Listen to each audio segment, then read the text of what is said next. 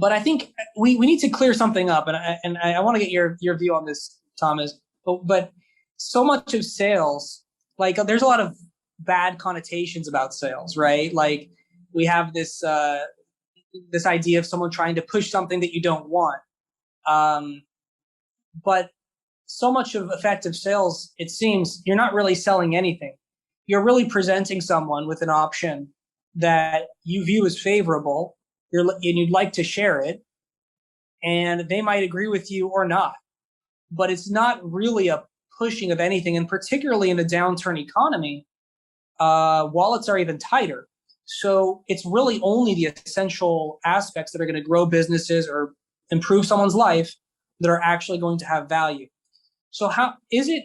What's your view on that in terms of sales really not being about selling and about, presenting a better option, or what would you call it? I certainly think that's the way that I would do it. So you present, as you say, an option, and it's up to the other person whether they go ahead with it or not. And I think, there's a phrase, buyer's remorse. I think that if they're the ones that make the decision, then buyer's remorse is much, much lower than it would be if someone was pressured into it. I have seen some instances, documentaries or whatever it might be, where pressure selling is something that's done.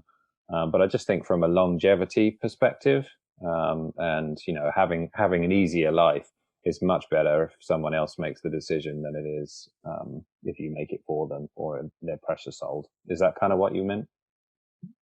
Yes. Yeah. I mean, at least when someone's trying to push something on me, that's usually when I step back, right? If you get too many calls from the salesperson, that's when you step back. So that's exactly what I mean, right? I mean, it's if you find yourself and you're pushing something or you're calling someone too much, they may be wasting your time because you need to be able to read your client. It's certainly conceivable that a client is interested, but they don't have the capacity to buy your product, or they have the capacity but they're not interested, or they just don't like to tell you no, so they like to lead you on for a while. Well, read the tea leaves, figure out when you need to move on. And like most things in life, it's kind of a numbers game. You need to reach out to a large pool of your prospective clients.